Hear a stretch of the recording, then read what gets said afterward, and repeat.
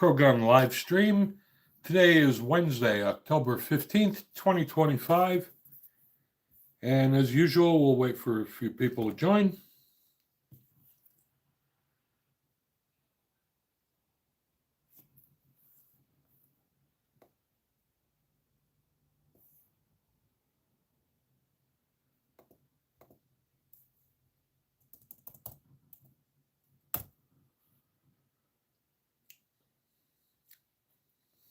This is the first midweek live stream due to popular demand from our Saturday stream.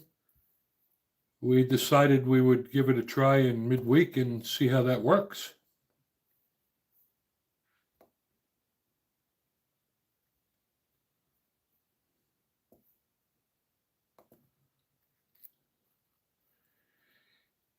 And hello, Barbara. Hello, John. Hello, Focus.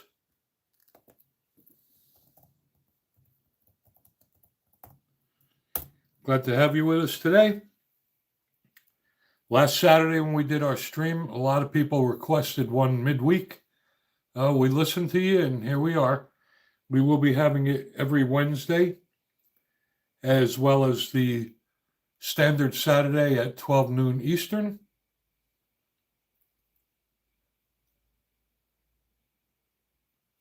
And I will need some moderators. Last Saturday, we just happened to have more immature people than normal, and I can't catch them all. And thank you for that, Focus. I appreciate it. If you haven't done so, please hit the subscribe button. Turn on your notifications. Watch our videos. We purchase firearms with the revenue we generate from the channel, and we are a small channel, so every little bit helps. Some people support us by purchasing super chat stickers, some by donations, and some by just watching as many videos as possible. When we generate enough revenue, we'll be able to buy more firearms and accessories to review. All right, the first thing I want to start off with is very troubling. Gruesome Newsom, the governor of California, signed a bill banning the sale of Glocks in California effective January 1st, 2026, using the excuse that the Glock is too easy for people to use switches and auto sears. I'll get right back to this. Okay, John, if you want to message what your YouTube screen name is, I'll try to find you on there. Basically, when you're a moderator, you will have rights to kick people out of the channel and or put them in timeout because I can't catch them all. Anyway, what Governor Newsom did, he signed a bill banning the sale of Glocks, any generation Glock. So even though, as of today, there are Glock Gen 3s on the official list in California, effective January 1st, 2026, you will no longer be able to buy a Glock in California. That is for brand new Glocks of any generation. However, if you already have one, you're still allowed to own it, and it does not affect private sales. And that is just going to have one heck of a ripple effect because, this is how it starts, right? First, they come after Glocks, and then they go after every other manufacturer. So it will be all Glocks and Glock clones such as the Ruger RXM or the PSA Dagger. Now, in the communist state of New Jersey, where we used to live, last week, the state of New Jersey got another major victory. They sued Glock, claiming that Glock intentionally designed firearms that were easy to modify and make them fully auto. Glock asked the judge to throw out the lawsuit, claiming that there was no merit, and the judge agreed with the state of New Jersey and is allowing the lawsuit to continue. Now, the state of Minnesota is jumping on the bandwagon. And this could be devastating. I mean, every one of the liberal states now is going to jump on the bandwagon. And, they start with the Glocks, then they'll go with the SIG, and it's never going to end. I mean, this is how they chip away at our Second Amendment rights. And I don't know how we don't have things that go on the federal level so that each state can't make up their own stupid laws. My feeling on this is, why don't they stop the auto manufacturers from making cars? Every car that's manufactured empowers the owner of the car to break the law and exceed the speed limit. But it just doesn't make sense. The same thing applies to guns.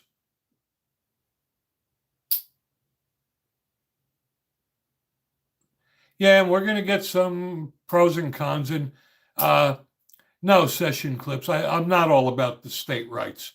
It should be on the federal level so that the liberals can't just take our rights away.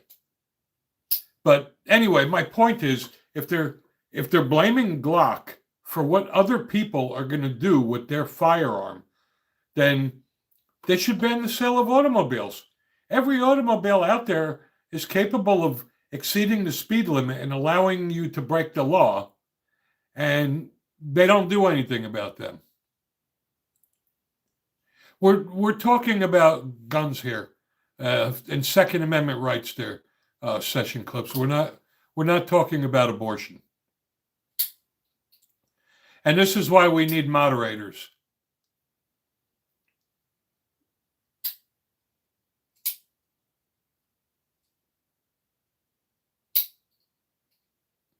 And it looks like, Jesse, I think it's time for you to go away. And Bashir Khan, hello to you.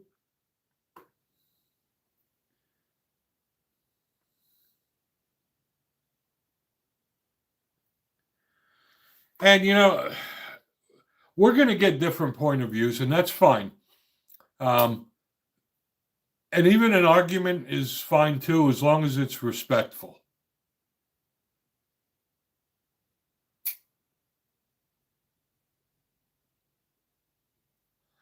I disagree with your statement there, Todd.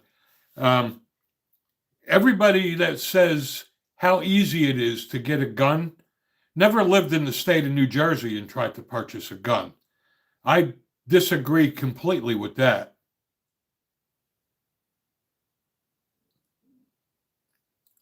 But anyway, like I said, arguments are good. They're fun, as long as we stay on topic and they're gun related.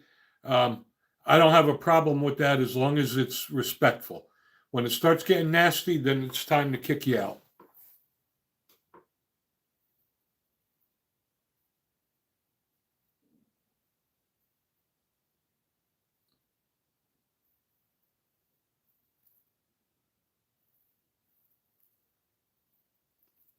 And War Hero, I live in the state of Tennessee, and that is not true. There are background checks. If you go to the gun store and you purchase a pistol, you're filling out the form, whether it's a paper form or online. So that is absolutely incorrect.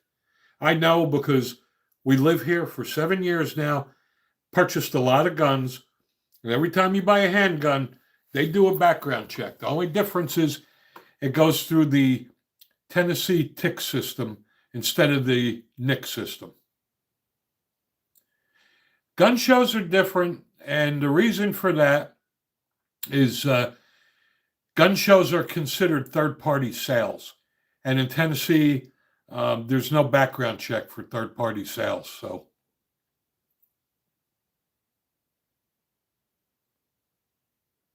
And Napoleon, thank you for subscribing. Uh, I like that we have enough interest to do this twice a week.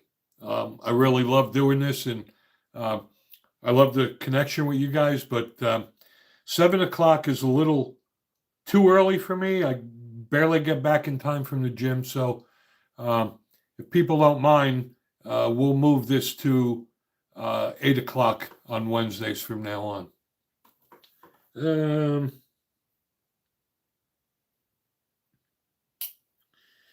War Heroes, I disagree again. If you fail a background check in Tennessee, it's not easy to get a gun. And I can't tell you how many times I've been in a gun store, local Rural King, and I saw people fail. And they failed the background check and they couldn't get their firearms. So,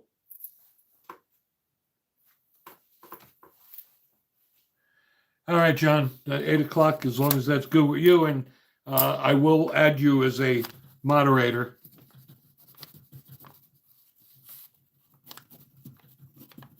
Because I just booted somebody off now. Again, I can't check every message that comes through. So if I don't acknowledge you or your message, just bear with me because these messages scroll by very quickly. But contrary to popular belief, in Tennessee, you do have to go through a background check. May not be as extensive, but when you fill out that application, it does do a background check. And Rick James, time for you to go.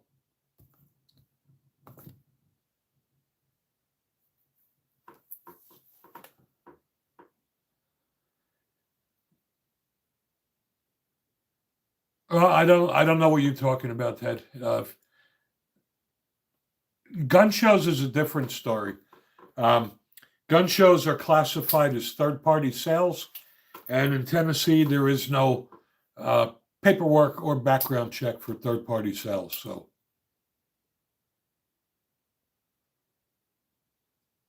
yes, I agree with you, Todd. Gun shows is an exception.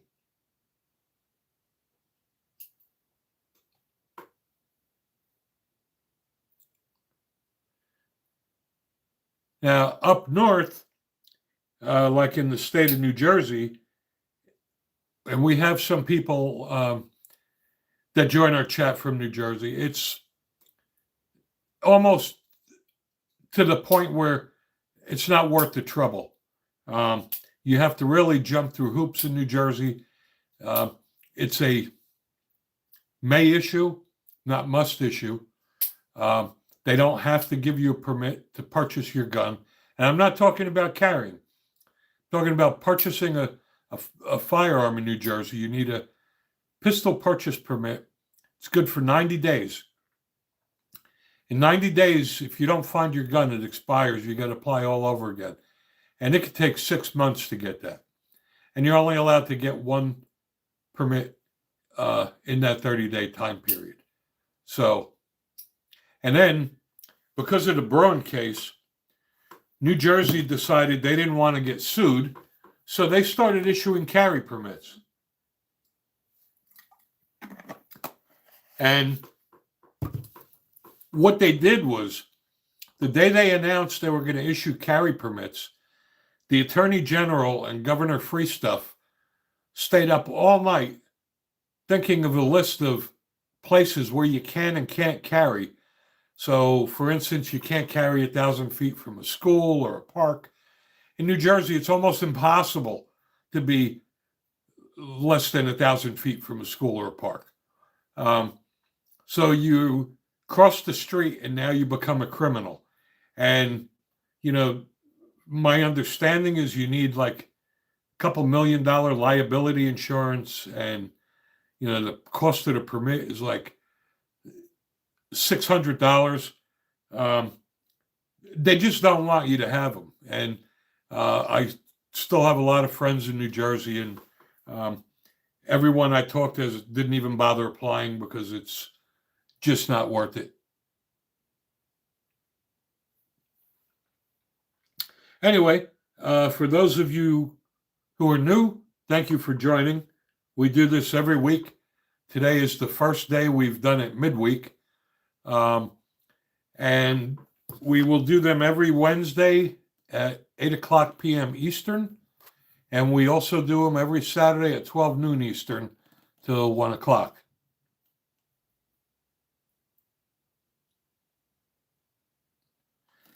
Yep. Yeah, I agree with you, John. I got a lot of friends in New Jersey, and not one of them that I know has actually gotten their permit yet because it's just not worth the hassle or the expense. And again, those of you who are new, please subscribe to our channel. Appreciate that. Yeah, there's a lot of immature people here tonight, John. But we're going to fix that because after this stream is over and I make you a moderator, you'll be able to boot them. So, matter of fact, all right, you know what, John? Effective right now, you're a moderator. So if somebody's acting like an asshole, feel free to click the three ellipses there and you can. I don't even bother putting them in timeout. I just go right to hide the user on the channel. So feel free. Yeah, you know what, Ronald? They do get to you. It's almost idiotic that people that are anti-gun come to a gun channel. But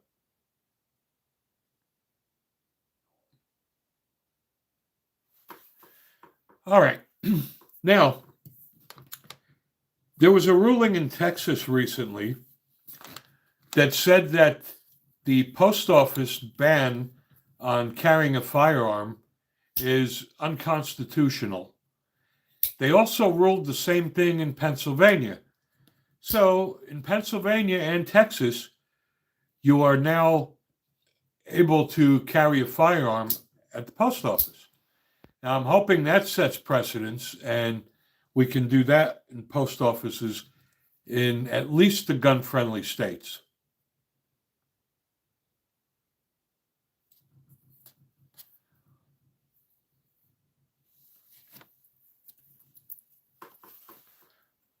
I'd like to ask you guys a question, and I'm curious, how many of you guys dry fire train?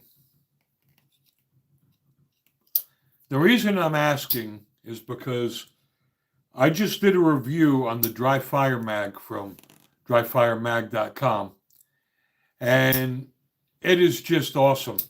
It allows you to dry fire train without racking the slide. Racking the slide is just stupid. It throws off your rhythm, and it's not how you would train in the real world.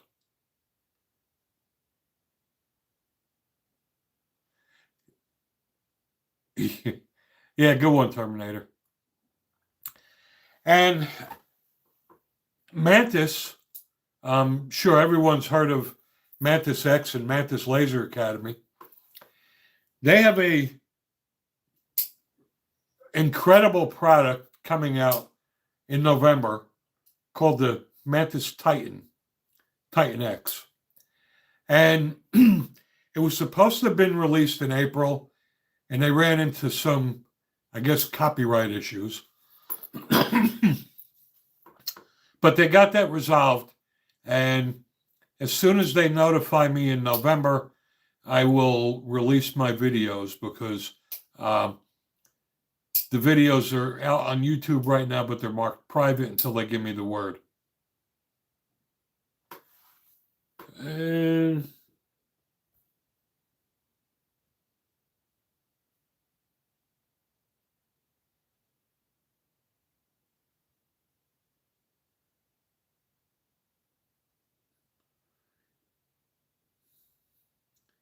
Well, it's amazing how many freaking morons we have on here tonight. But anyway, we welcome the normal people.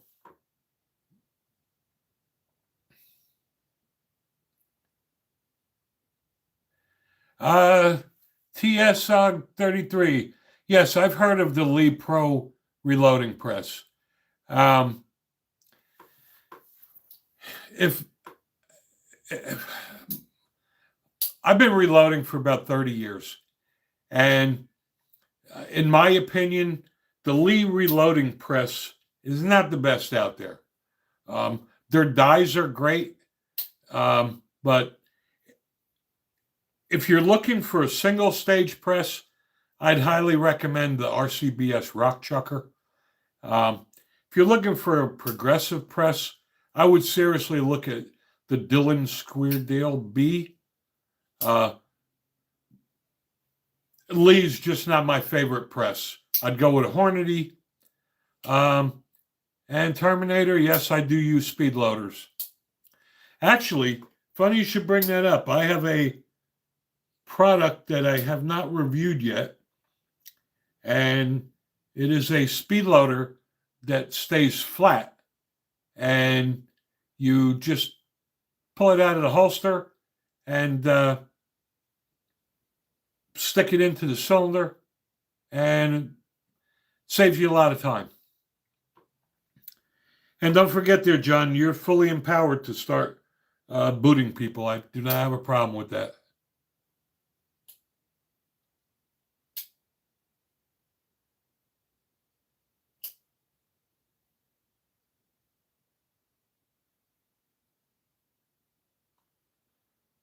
Say, now, this is the stupid shit that I've talked about. You know, it's one thing to have an argument or disagreement, but we're not gonna allow people to start getting personal here.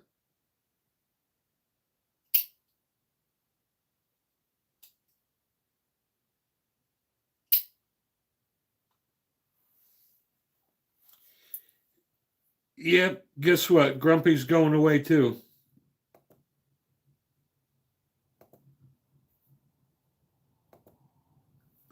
It's funny. There's a lot of things people could be doing with their time, and it always fascinates me how people that are not even pro gun or people that are morons choose to do things like this. But that's okay. You're not going to discourage me. I got tough skin. I'm originally from New Jersey. I put up with bigger and badder people than you guys.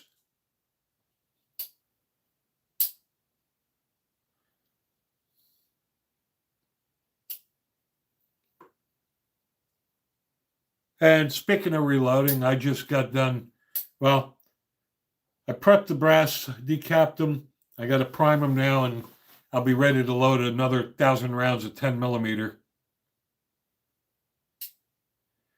Yeah, I bet they have never been to a gun show.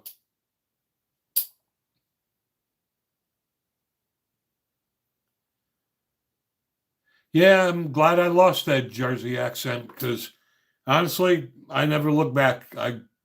This is my home now.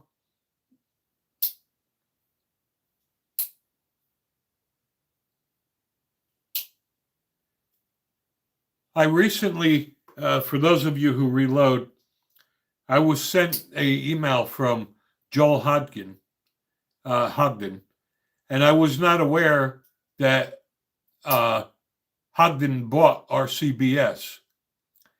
And they asked me if I would review the new RCBS powder measure, and I did, and I did a review on it if you guys want to watch it. And on top of sending it to me to review, they sent me 3 bottles of powder, which was really cool. That's a great question, TSOG. Would I say reloading is cheaper than buying ammo from the store? That's a great question, and that's something that a lot of people think. And the short of it is, no. If you take into consideration how much it costs to get your initial setup, right? You need a reloading press, powder measure, calipers, dies for each caliber, right? Then you have the consumables, what is going to be the cases and the bullets and the primers and the powder. You have to reload about 5,000 rounds before you break even. I can get 9mm ammo down here in Tennessee any day of the week for $9.99 a box. It's not worth my time, trouble, or money to reload 9mm. However, I reload 357 Magnum, 45 ACP, and 10mm, and it's not only just for saving the money. There's been times I go to a local gun store, and for months I haven't seen 357, 10mm, or 45 ACP. So it's not really always about saving the money. It's about always having ammo availability. I'll never have an ammo shortage. I mean, you don't start building the ark after it rains. And now primers are at the price that they were pre-pandemic. So that's very happy. Yes, I agree with that, TSOG. I reload the, I wouldn't say lesser common. 357 Magnum is still common. So is 45 ACP. But that is cheaper for me to reload. And I always get it whenever I want. I'm just saying that if you can get 9mm for $9.99 a box, by the time you buy primers at, $80 a thousand, and you buy powder, and you buy bullets, and the cases you'll be able to recycle, and the time, it's just not worth my trouble to do that. Another good thing about reloading, though, is not just because you have ammo whenever you want. And Mr. O. Francis 1, I will get to you in 1 second. You get to experiment with different loads, right? I mean, if you buy 10mm ammo off the shelf, it's pretty much watered down just like 40 caliber. But if you reload it your own, you could reload it as full-blown 10mm.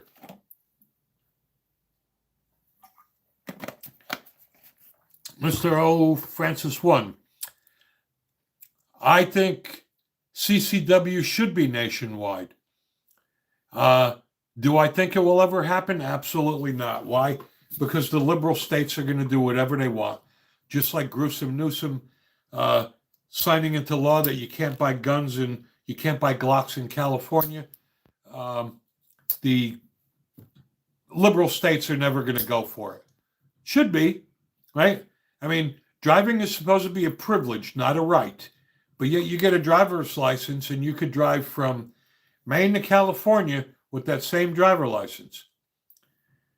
The right to keep and bear arms is a right, not a privilege. We have the right to keep and bear arms, but you can't do it from one state to the next. That's just stupid.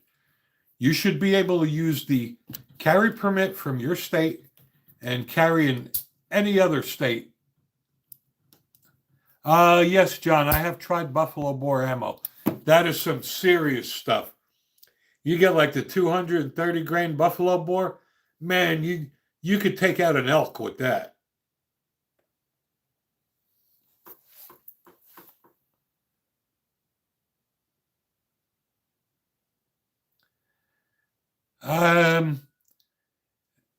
TSOG, I'm going to answer your question. As a law-abiding citizen, I don't agree with anything that alters triggers, makes it easier, etc.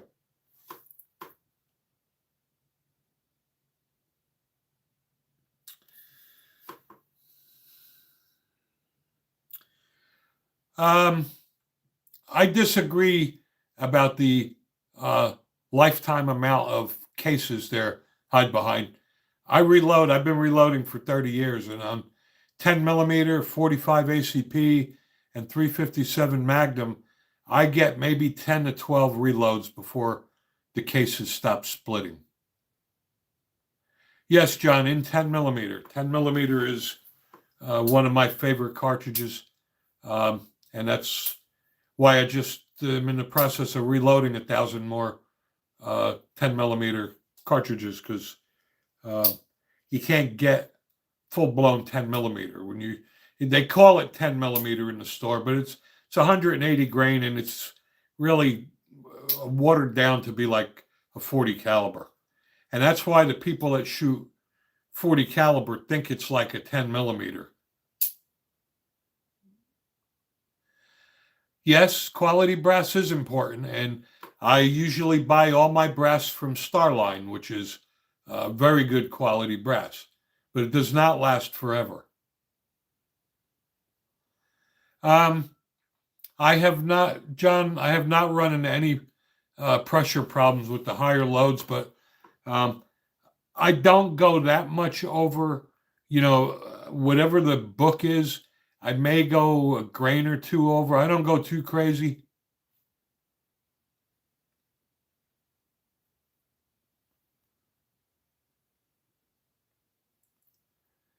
And time check, it is 7:24. We will do this until 8 o'clock. Again, those of you who are new, thanks for joining us. We do this every Wednesday. It will be 8 o'clock from now on. And we do it every Saturday at 12 o'clock noon Eastern till 1. If you haven't done so, please subscribe to the channel. Watch our videos, share them with your friends, like them, leave comments. The more our videos are watched, the more revenue we generate, and that allows us to buy more firearms and accessories to review for you guys.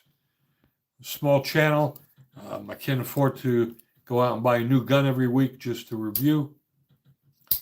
Oh, one thing I may want to mention, John, being that you're a reloader, I just bought some of the Hornady lock and load collars, and man, that is a game changer because I use a single stage RCBS rock chucker, and it is a pain in the ass dialing in your dies, and then you got to screw them all the way out and put another one in. With the Hornady lock and load collar, you take that nut off the top, you drop the collar in, and you get these individual collars that you put on your dies, and you set them and just one click and it clicks in, one click and comes out, and you could swap, back and forth between dies in seconds. And man, that is really a lifesaver. And I think I got mine on Amazon for like $17 for 3 of them.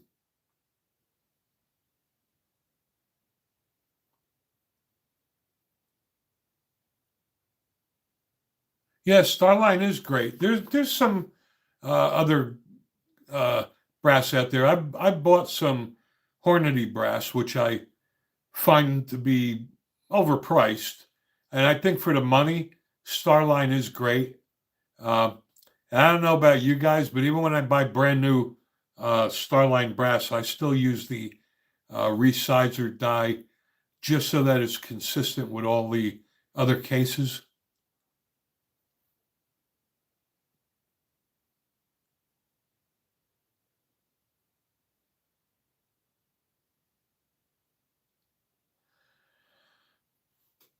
Yeah, that's awesome for you, John. That a Dan Wesson 357 is awesome. Um, I have a Glock 10. I'm sorry, Glock 20 10 millimeter. One of my favorite guns. Matter of fact, um, in my opinion, I don't think there's any 10 millimeter that can compete with the Glock 20. Yes, consistency is the most important. I agree with that. Um, that's why I don't experiment with powder anymore. Um, I only use Winchester 231, and there may be better powder out there like Bullseye and Tight Group, but I find that the Winchester 231 powder just works for all of my handgun cartridges.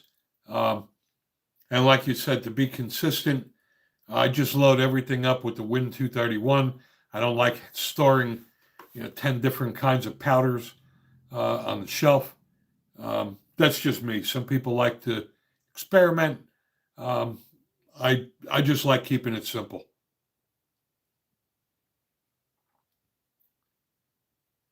And I got to tell you that now the RCBS Rock Chucker is called the Rock Chucker Supreme. Um, my RCBS Rock Chucker is the original, probably about 30 years old. A buddy of mine gave it to me after his father passed away. Um, was sitting in his garage for years. It's made out of cast iron. He shipped it to me from Texas to Tennessee.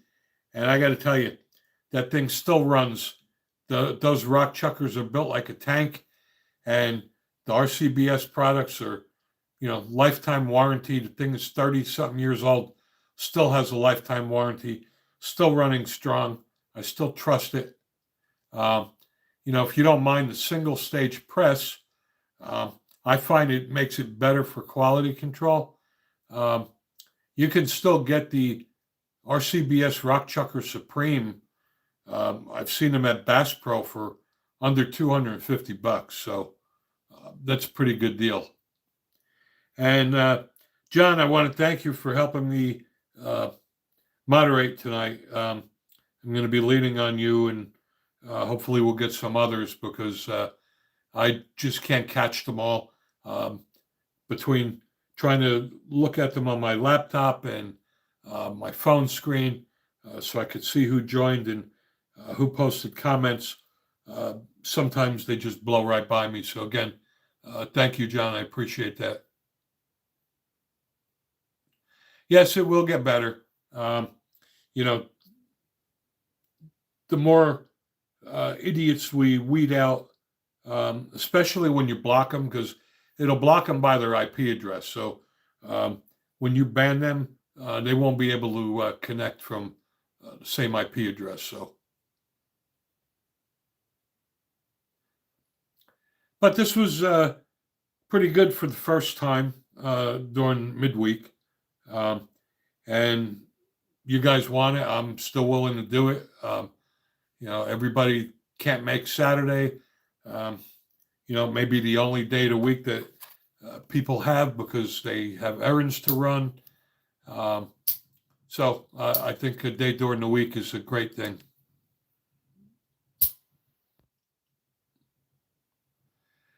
Well, you know what? You do what you see fit, John. Uh, Personally, what I do, I click the three ellipses and I click the hide user on this channel. But, as a moderator, you can do whatever works for you.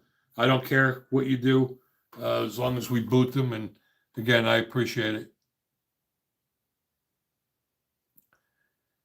Yeah, we'll give this a couple weeks to see how it goes. Doing it midweek. We didn't have as many viewers today, but a lot of people still don't know about it. Just like the Saturdays, right? I mean, Saturday I'm up to 3,000 viewers on Saturday. Well,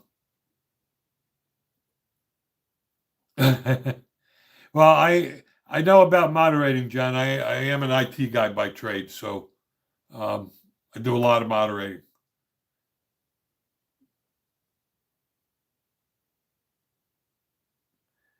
But like I said, we'll try this midweek for a few weeks, see how it goes. If it dies out, then we'll just keep Saturday. But you guys asked for it, so I listened to you, and we'll give it an honest go. I think, even maybe being that we're moving it to 8 o'clock may get us even more people, depending on the time zone people live in. So, and I will update the comments. Yeah, I agree, John. I made it 7 for selfish purposes because, I go to bed early. I didn't want to do it from 9 to 10. But I think 8 o'clock will be better. So I will go and modify the posts that I did earlier, stating that they'll be from 8 o'clock to 9 on Wednesday. I thought 7 o'clock would work, but I go to the gym after work. Even though I'm a fat bastard, I still go to the gym. And 7 o'clock just cuts it a little too close for me.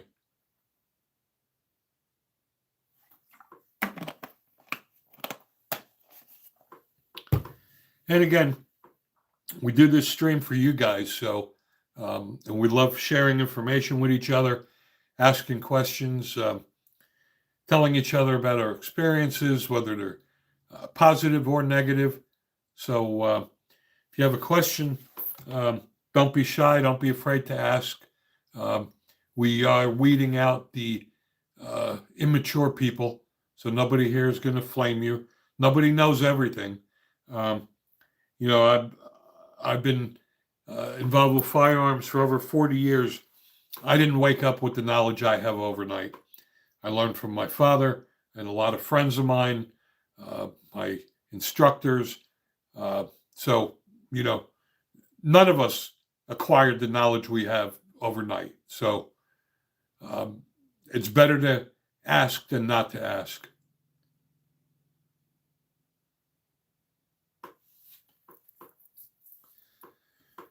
And again, it does not show me who's logged in unless you post a comment. It only shows me how many people are there. So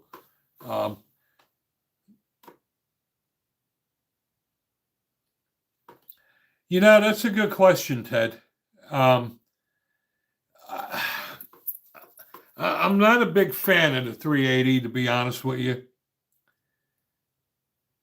And I'll get right to that question, John.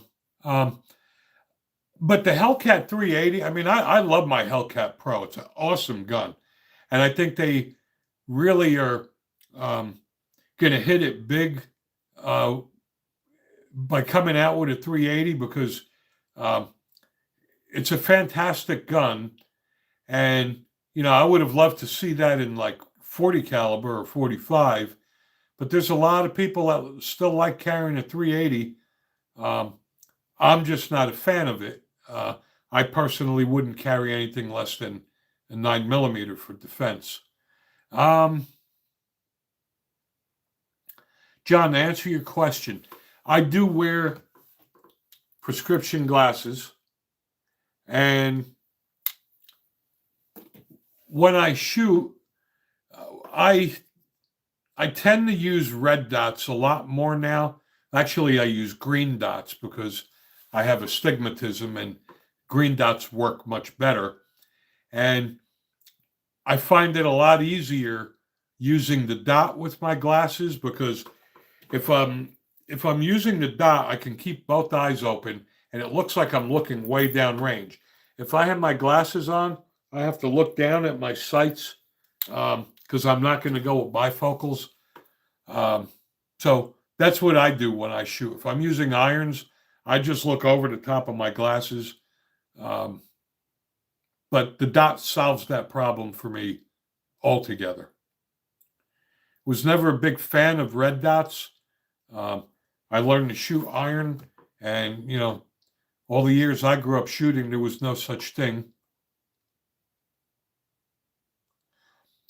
Yeah, that's a good point, Ted. It's like my wife had the Smith & Wesson Shield EZ, and she got it in 380. And then it came out in 9mm, and she got the 9mm. And if you put them side by side, they were almost identical in size. So she got rid of the 380 because you might as well carry the 9mm at that point, being that the gun is almost the same size. They can argue all they want. A 380 is still not a 9mm.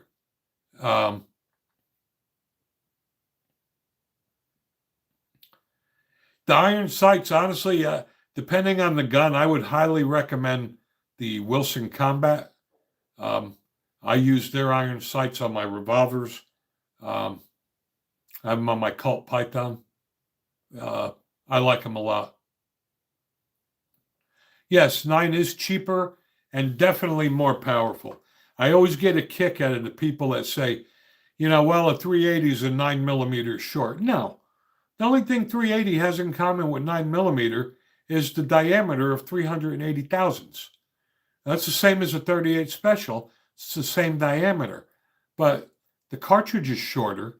It's got less powder, and it does not have the same penetration or power as a 9 millimeter or 38 special. But again, for defensive carrying, I wouldn't carry anything less than a 9. And, I'm not a big fan of 9 millimeter. You guys have heard me say it many times before, hence the Pro Gun 45. Not that there's anything wrong with it.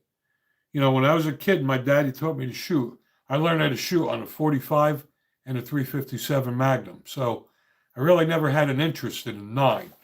I've only been buying 9 millimeters lately because they're cheap to buy, and I buy them sometimes just so I could review them on the channel. However, I do have to admit that the 9 millimeter has evolved and has changed significantly over the last 10 years. Especially now, you can get 147 grain 9 millimeter. Penetration from 9 millimeter now is almost equivalent as a 40 caliber without the recoil. So, I'm a big fan of what the 9 can do. It's just not for me personally, but I have no problem recommending 9. I carry a 9 every now and then.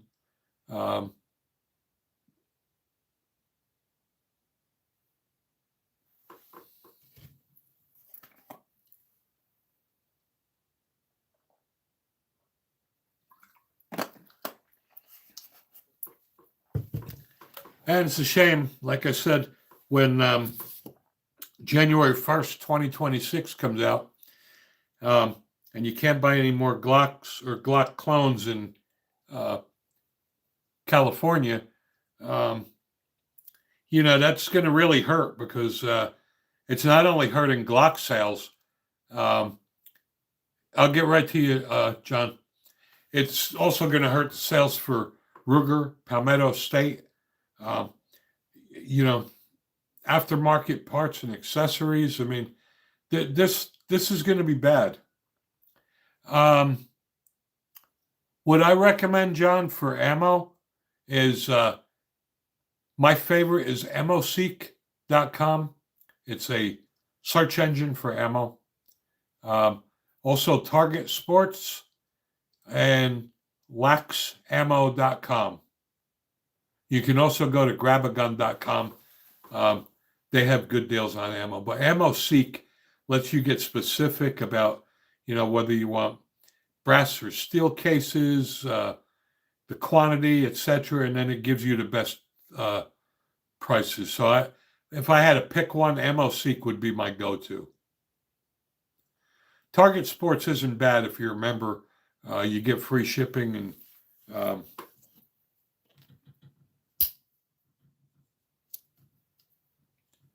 still nothing like reloading on your own. I never have to wait.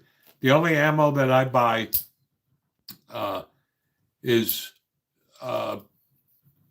my defensive carry ammo. I carry using the Hornady Critical Defense. I would never recommend anyone that reloads to carry with reloaded ammo. The reload ammo really is just for the range. So, for as often as I need to buy carry ammo, I don't really care how much it costs. Yeah, no problem, John. When I first started reloading years ago, I had a friend of mine that taught me, and he had the patience of a saint because a lot of things didn't make sense to me, and I bombarded him with questions, and you know what? He made the time for me, and that's why I try to do it for people that ask me questions. I try to share my knowledge because there were other people that were willing to invest in me to teach me. So I like to pay it forward.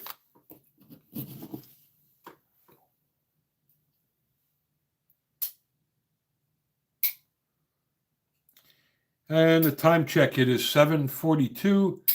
We will be ending this stream at 8 o'clock.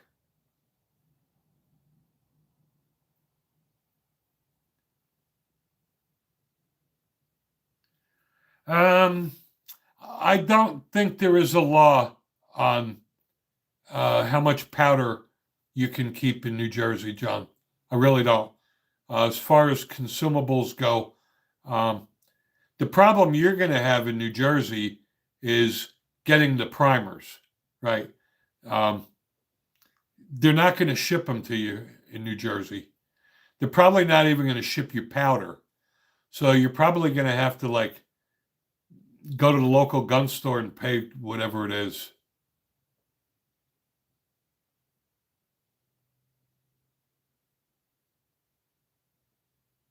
Yeah, civil defense isn't bad either. I think I have federal punch and I have 6-hour ammo as well. My 45 is Black Talon, which is pretty much impossible to get. But I have a friend of mine that's a cop in Texas that hooked me up. So,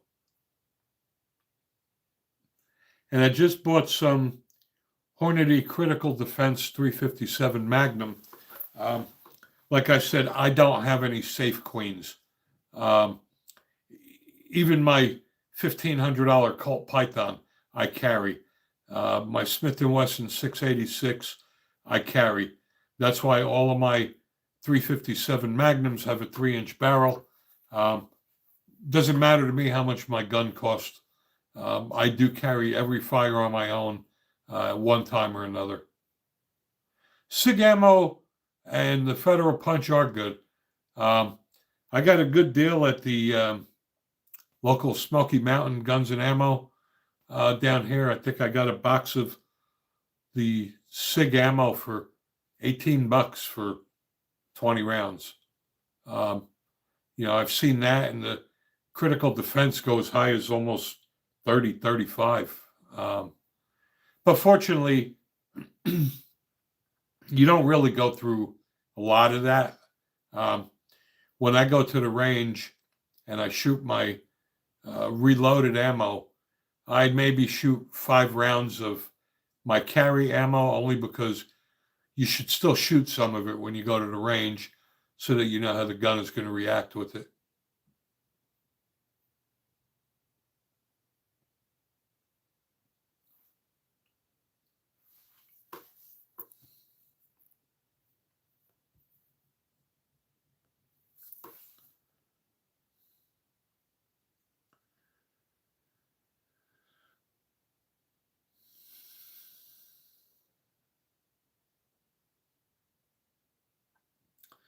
It's a matter of what you can find, Ted. Sometimes I go to the gun store and they're all out of the Hornady Critical Defense. And they may only have the SIG or the Federal Punch. So,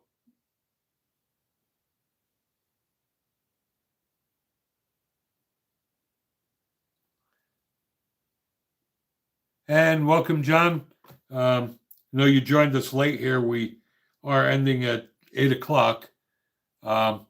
We will be doing this live stream every Wednesday at 8 o'clock Eastern.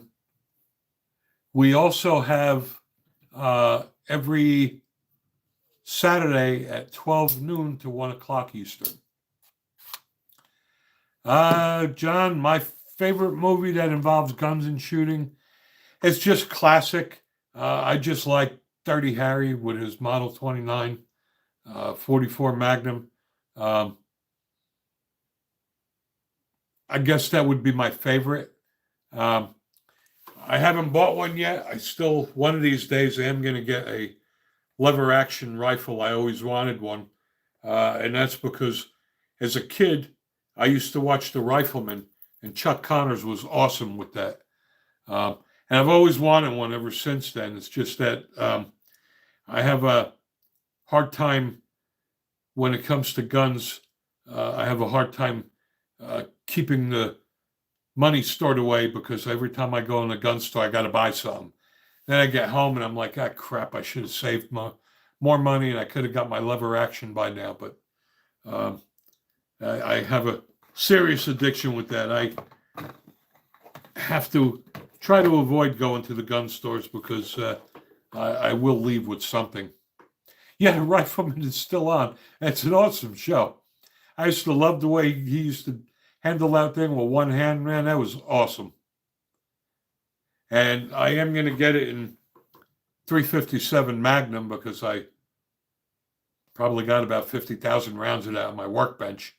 And I was undecided between the Smith & Wesson 1854, the Marlin, and the Henry.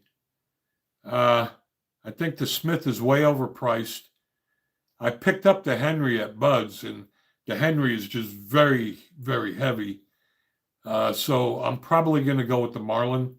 And now that Ruger owns Marlin, I know the quality is good. So I'll probably wind up going with the Marlin lever action. Hopefully, maybe after Christmas, they have a good Christmas sale, but maybe by then I'll be in the position to get one. I bought a lot of guns this year. I just can't afford to buy any more right now. Unless my channel starts making more money, and I'll only do that with more subscribers and more people watching my videos. I got 700 videos out there, so people can go crazy watching them to help us make more money. Yeah, the Marlin does look good. It's got a beautiful walnut stock, and the checkering is really nice. And now that Ruger owns them, I mean, they're still going to be built like a tank. I do like the Henry Big Boy. I like the brass gate. I think it's really a beautiful looking gun, but the Henry is like 2 pounds heavier. It's over 8 pounds. I mean, that's a lot.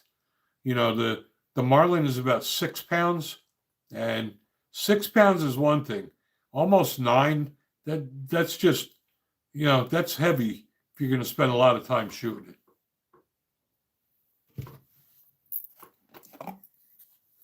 Yep, and that's another reason I just love the wooden, the walnut stock on the Marlin with the checkering. The Smith & Wesson looks cool, but I don't know. I just don't think it's worth the money at $1,200. I mean, it looks nice with the stainless barrel and the blacked out stock, but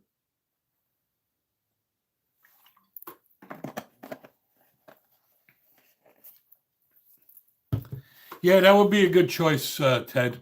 I had a 45 Colt and I got rid of it because it was too expensive to shoot. I always wanted a cowboy gun, and I did get one. I got a single action. It was a new birdie. It was a replica of the original Colt Peacemaker, but I couldn't afford to shoot it. Not as much as I like to shoot anyway. So I got rid of it. I also had the Taurus Judge Public Defender, and I got rid of that too because not only was the 45 Colt expensive, the 410 shotgun shells were expensive too.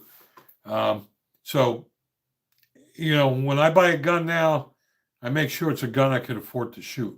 Nothing bothers me more than seeing a gun sitting in the gun safe all by itself because I can't afford to go shooting.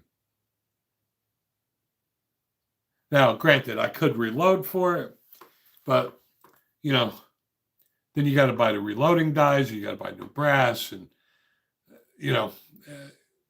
it's just not worth it for me. Ted, surprisingly, that Taurus Judge Public Defender, even though it was polymer, the 44, the 45 Colt was really manageable. It wasn't that bad. Yeah, do you feel lucky? Yeah, that's awesome, John. 44 Magnum. Just like my friends, Smith & Wesson and me. Yeah, that's a caliber I don't have. Is a 44 Magnum, um, and again, that's it's going to be another gun. Well, like I said, I carry all my firearms. My biggest, I guess, my biggest concern is a 44 Magnum is really uh, overkill for carry, and you got to worry about over penetration. So uh, that's probably why I wouldn't get a 44 Magnum. And I don't hunt, so yeah, yeah. Magnum Force is an awesome movie too, John. You'll like that. Dirty Harry was my favorite, and then Magnum Force was good. But again, like I said, I carry all my guns, and if I bought a 44 Magnum, I would never carry it because I'd be worried about over penetration. So to me, it defeats the purpose. I know there's a lot of people that have safe queens and they keep their guns locked up in their safe and they never shoot them. If it's a gun that I won't carry or I won't shoot, then I won't own it. So, but that's just me. I forgot about Josie Wales. That was a good movie too. It's um, John. That one is called The Outlaw Josie Wales. Good one, Ted. Uh, that was a great movie as well. I forgot all about that. And time check, we got about 5 minutes left. Um, didn't get as many people today as I thought we would have, but that's okay. It's still, I'll give it a few weeks, see how it goes, but I don't care, even if it's just us. Um, I enjoy the dialogue we're having just like right now.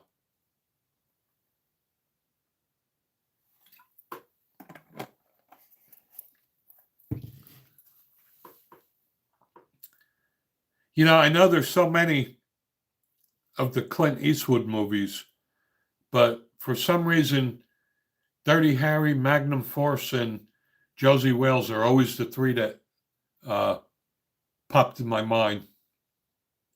I'm glad you enjoyed it too, Ted, because, on the Saturday stream, a lot of people were asking to have one midweek, and, um, I try to listen to you guys. So that's why we're doing it. And um, I'll give it a few weeks. I mean, it's only mid October. I'll give it till at least the end of the month. Oh, right. The good, the bad, and the ugly. And now you're going to have me Googling Clint Eastwood movies. Um, I mean, that pretty much. Oh, and Tightrope was good too. And put it this way, there's not a bad Clint Eastwood movie. I guess it comes down to um, which one has better shooting in it. I still think Dirty Harry is the best as far as shooting, but The Outlaw Josie Wales was good too because it was Western.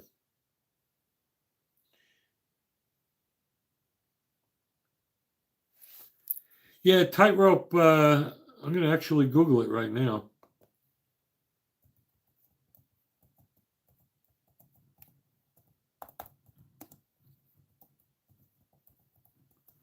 I may have had that.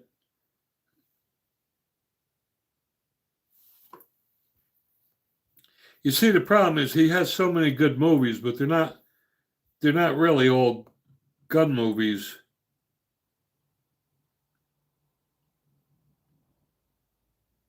Outlaw Josie Wales, um, The Gauntlet.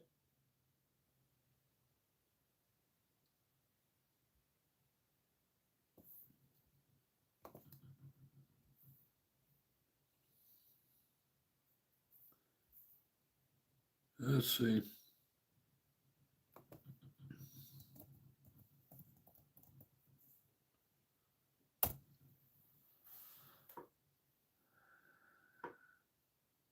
Yes, being prepared is always a good thing.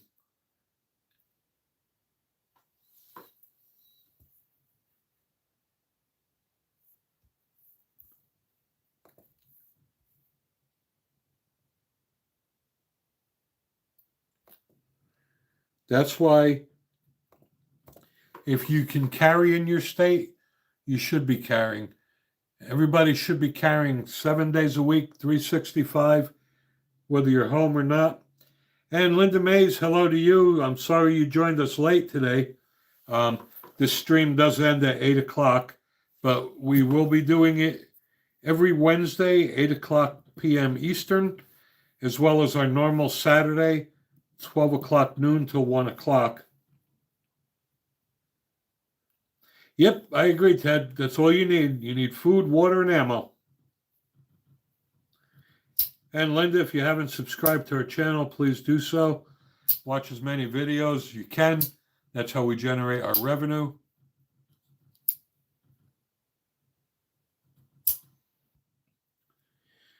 But there you go, John. So now you got me Googling Clint Eastwood movies to see what ones are the best shooting ones. I still think Dirty Harry is the best one and Magnum Force, but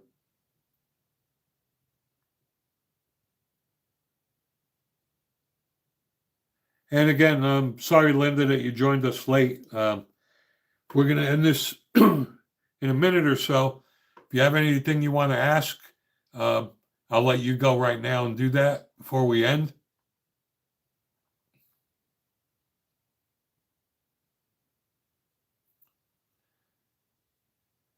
And as John has graciously volunteered to be a moderator, I am going to need more. So if anyone's interested, you could let me know on the next one. We do need to weed out the troublemakers so that they don't ruin the fun for everyone. Everybody be safe out there. Thank you all again. I love doing this. I'm glad to do it. And I'll probably keep doing it every week, even if it's just us. It's just a great way to stay in touch and to communicate with each other.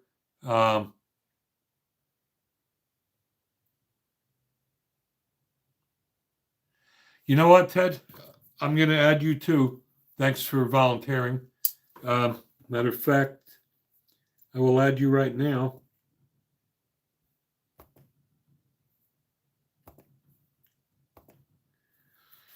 All right, I just added you now, Ted. So thank you again for offering as well, because we had a lot. I know John had a lot of work to do tonight. I had a lot of work to do, so I appreciate all the help from you guys.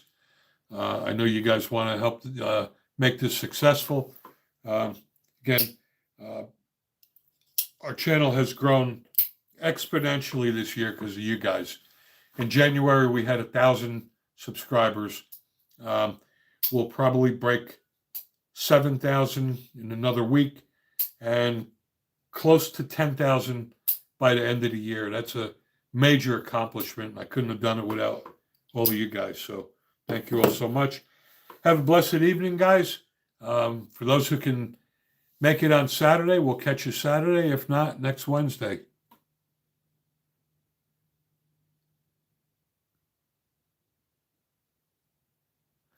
All right, guys. Thank you. Catch you next week.